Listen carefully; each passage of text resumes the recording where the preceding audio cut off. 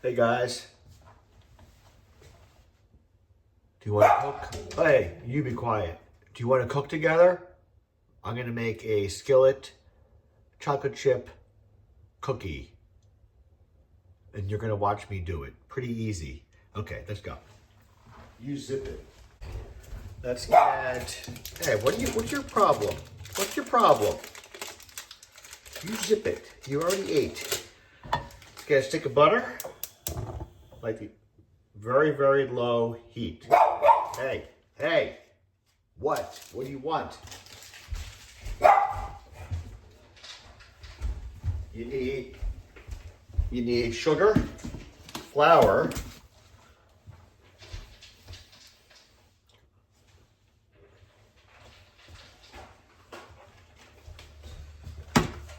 vanilla extract. You need baking powder. I think you need an egg, if I remember. Oh, and you need an egg. This is the slowest part, watching the butter melt. So we can talk a little bit about why I learned to do this. So, well, basically I was put on a forced sabbatical, and rather than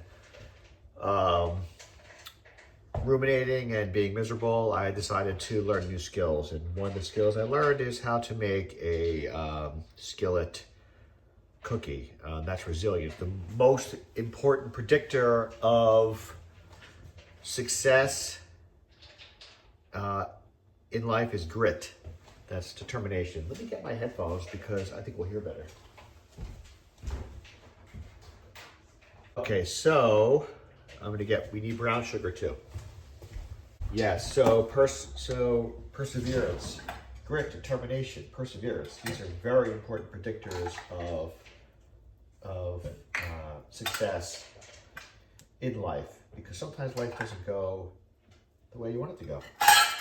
So get over it, okay? Just get over it. Learn a new skill.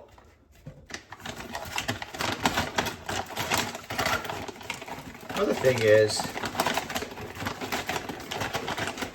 no one loved chocolate chip cookies more than me in my life. I mean, crazy love. But I gained a shitload of weight on them. And they were too easy to get, right? So if I want a chocolate chip cookie, I was eating like 10 a day.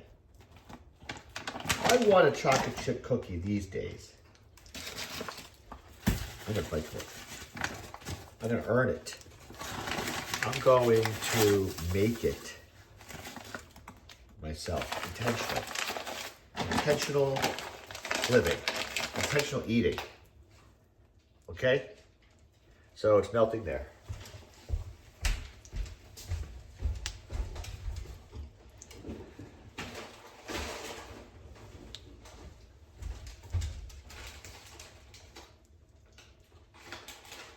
I love chocolate chip cookies. You can make more healthy variations in this. You can make them with protein, whey powder, and other things, but fuck it. I'm going on healthy. Pan's too hot. Yeah, it's way too hot. This has to be very, very low temperature. Low temperature. Butter melt. You know what's good about butter? The taste. Oh. You can put butter on cardboard, it tastes good.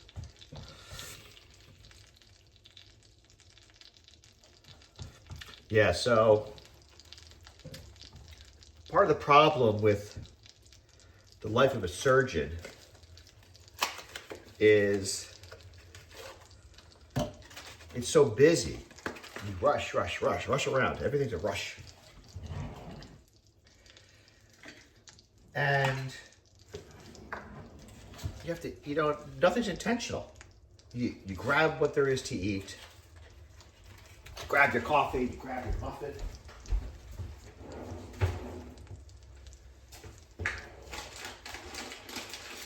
grab lunch, hospital cafeteria with terrible food.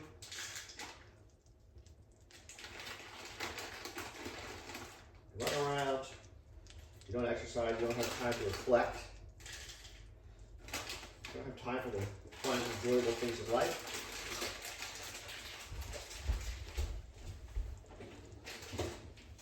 All you do is in service of your patients, and that's not even true anymore because all you do is in service of your, you see this?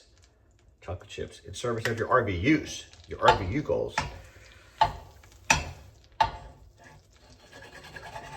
I don't think anyone has ever gone to their deathbed saying, man, I wish I had done more RVUs. Doubt it. I really doubt that. So now we put the sugar in there.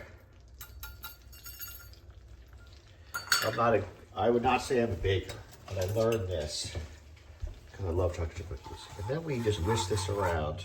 Low, super low, turn off the heat. We gotta turn off the heat. Whisk it around. The key I've learned, turning off the heat. If it's too hot, you're gonna ruin it.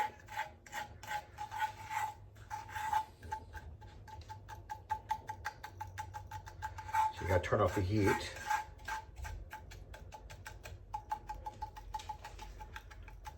And then we also do, what's nice about this recipe is there's no pan. There's nothing to clean. That is key. I don't know about you. I don't like cleaning. So now we have to do measurements because it's baking. Baking, I've learned, you really can't estimate anything.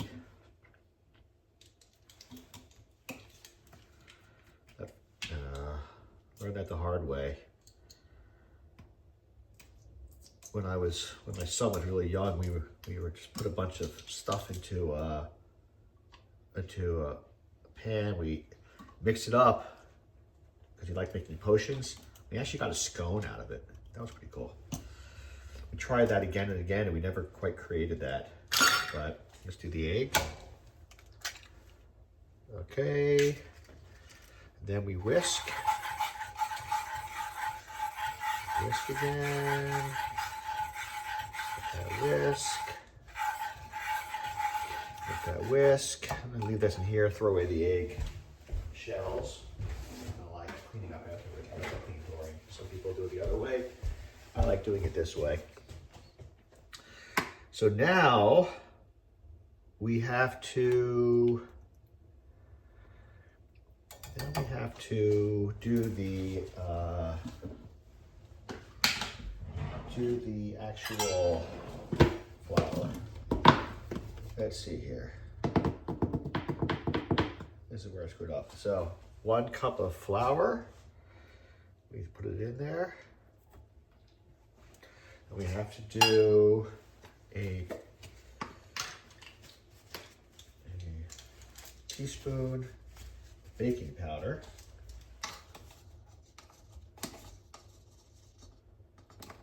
Put that in there. All right, that makes it rise. All right, now we close this up and we gently whisk it together. If you do it fast, it falls off the edge. I recommend for every surgeon, everyone who does locum, everyone who ever wants to make any meal, anyone that wants to think about making a meal, anyone that wants to talk to anyone thinking about making a meal, anybody who has ever made a meal, wishes to make a meal, or desires to make a meal, to get a cast iron skillet. Oh, game changer. Oh, unbelievable. Unbelievable. The greatest thing. I can make anything in my cast iron skillet. I cook all my meals. Cast iron skillet. I make pizza in my cast iron skillet. That'd be fun. I could show show you that at some point. Put this here. Now we gotta add the chocolate chips. Here, well, add those in to the little, to the thing, mix them in there.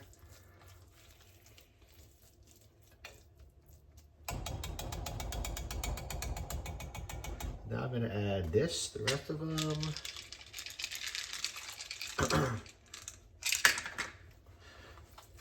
Add them in there, oops.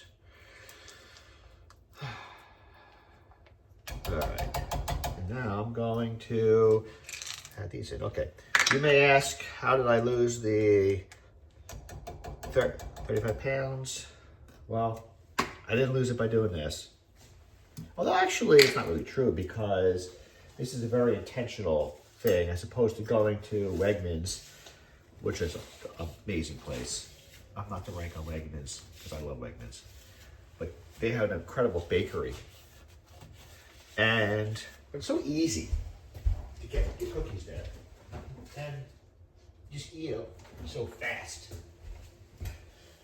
So we have to put I actually use a toaster oven. Do you believe that? I put it on bake. It's 350 and it's about, it's about 15 minutes, but I'm gonna do it on 12 because I like my cookies to be very, very raw on the inside. I know, it's bad. I get it. I'm gonna put these stuff away. Definitely I'm gonna lick this. Ooh, yeah. Ooh, doggy. All right, put this away. You know, you can find things to occupy your time when you're retired. You really can. I thought I'd be bored, but man, I'm not bored at all. My days are busy. My days are very busy. Not the least bit bored. Between coffee in the morning, walking the dog, working out, playing tennis, meeting friends, colleagues for lunch, and making my skillet cookies, I'm busy, very busy. I feel very fulfilled in my life. People may find this hard to believe, but it is true. Oh, we gotta get this in here now. Uh-oh. So I just put it into my toaster oven. I'm gonna show you the toaster oven in a second here. Oh, that's the toaster oven. Oh, that's not it. No, that's me. Okay, that's the toaster oven that I use. Let's leave this right here. You see it there? Okay, that's my dog food bowl. No, wait, this is not toaster oven. This is toaster oven here. Right here, that's it, this one here. Okay, really cool oven. It does air frying, air roasting, and everything else that a regular toaster oven does. Really good thing. I'm kind of obsessed with air frying. I really like air frying. Ever tried to make wings with air frying? Unbelievable, but you gotta really dry them out. That'd be fun in the future to do wings. So let's see how this goes here. We can talk some more about issues. Let me lick the whisk now. You know how it tastes. Oh, crazy. That's so crazy good.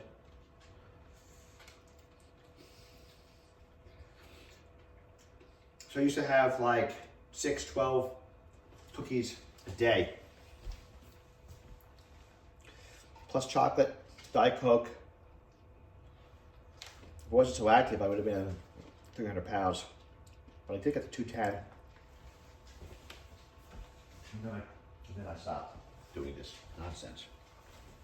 I do like the occasional cookie, but I like the creation of it. I don't do this every day, not even once a week. But I thought you'd enjoy it. One of the things I learned in my forced sabbatical.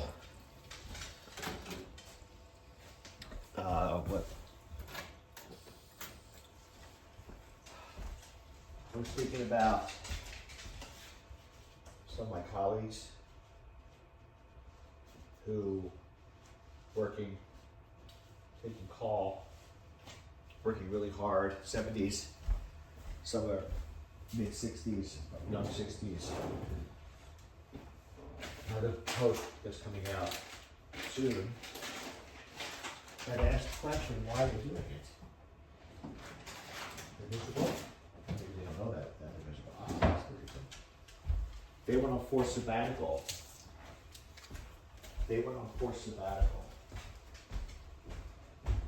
Would they realize that they were miserable? They would miss it. I thought I would miss it. Everyone sits at me. Oh, you're crazy. You're going to go back. But I am going back. Absolutely going back, and I'm very much looking forward to it. But I'm happy now too. Is that possible to do both things? Is it possible to be happy working and happy not working? Is that possible? I think it is. I do. I think it is. When you get back into the rhythm of working, the rhythm of calls and so on. I don't like being awakened in the middle of the night, actually. And my prior employer, I really made a lot of effort to prevent that from happening. Because if you want to keep your urologist for a long time, you have to let them sleep as much as possible. You can't be awakened. We can't be awakened. Oh, let me see if I can put a chair here. We can't be awakened for noise.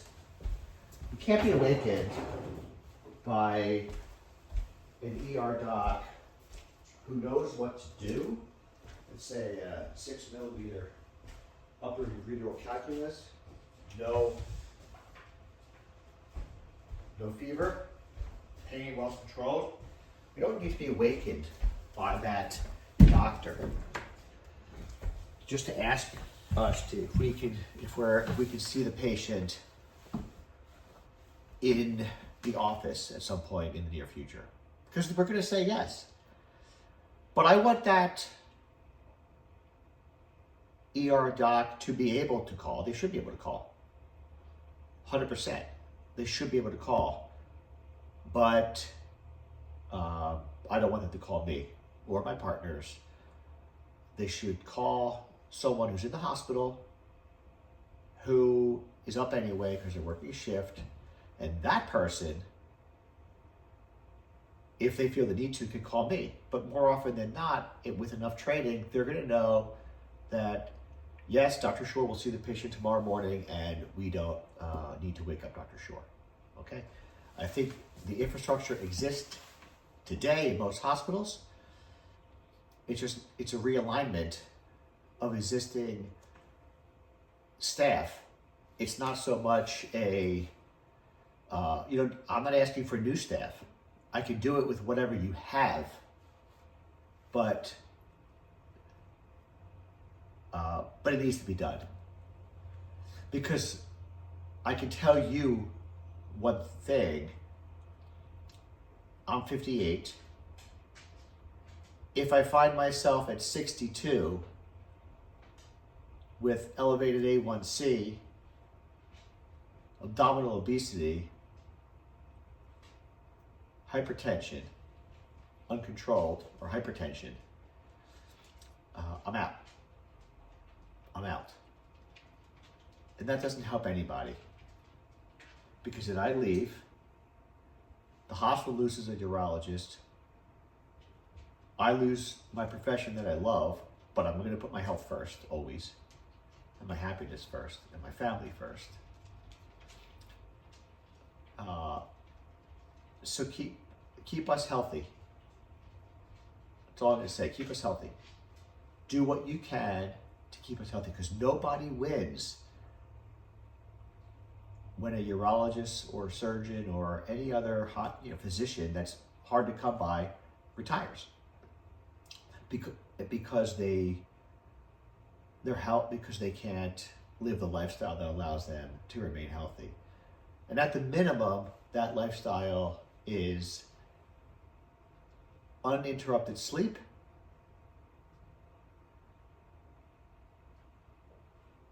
as much stress-free living as possible,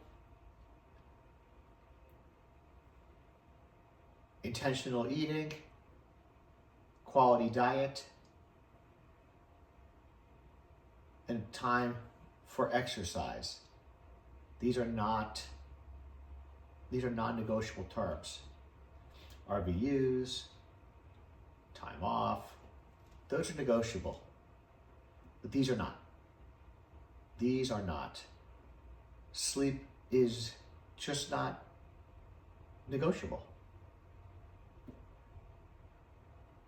Okay, so we have about 3 minutes to go on here. I'm psyched for it to come out. It looks like it's rising nicely. You take it out, and you wait about 5 minutes, and then you eat it with a spoon. Awesome. I made mistakes in this in the past. As I do in Leadership Chess, I talk about my mistakes, what went wrong. That's far more instructive as to what went right, in my opinion.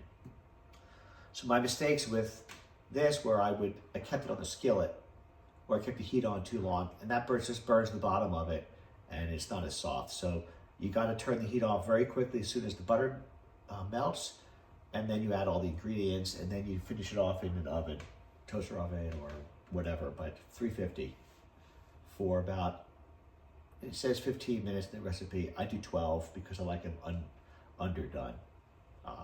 So that's one thing I do with that. The mistakes I made in leadership are many.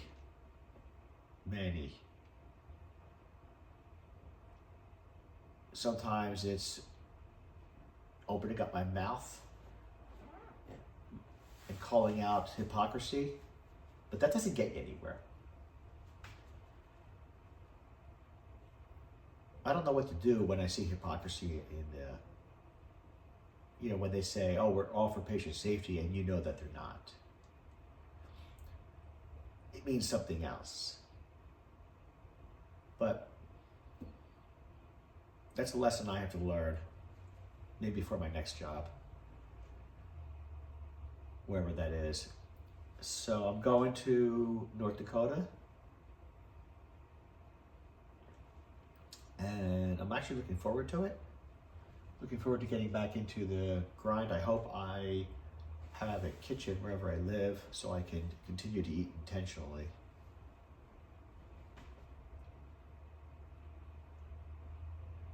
And continue to speak to my Substack and YouTube friends.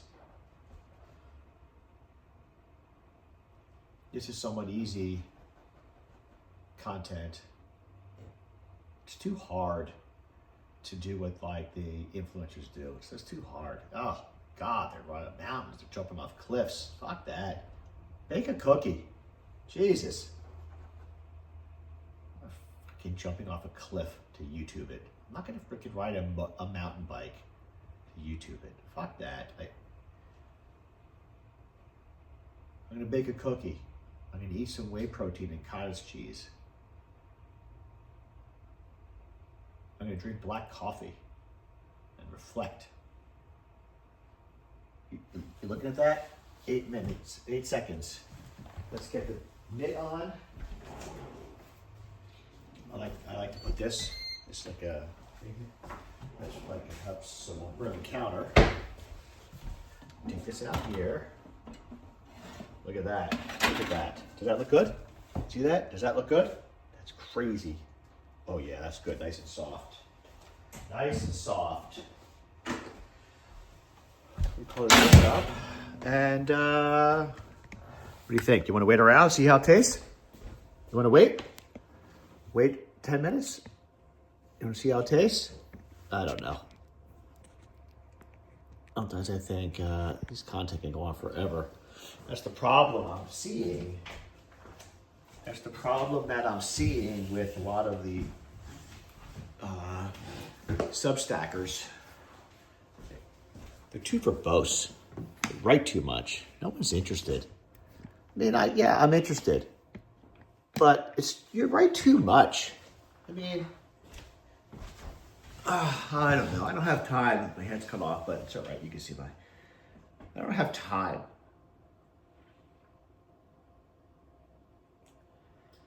I'm going to hit pause now. And then we're going to... Nah, I can pause. I'm going to hit pause and then we're going to finish it. I'll turn it on in a few minutes. I can't talk for 5 more minutes. Too much. Anyway, I will see you guys in a few minutes. It is time. The time has come to eat it. Spoon. Let's see. Oh, thank God. That's the same. That's my best one yet. 100%. That's my best attempt yet. Look at that. Oh. Sweet. Ambrosia. Now that's a skill. Okay? Some people can take out kidneys. I can make a skillet cookie. Great. Well, enjoy your evening. Reach out to me if you want to discuss further. Good luck in your retirement when it eventually comes.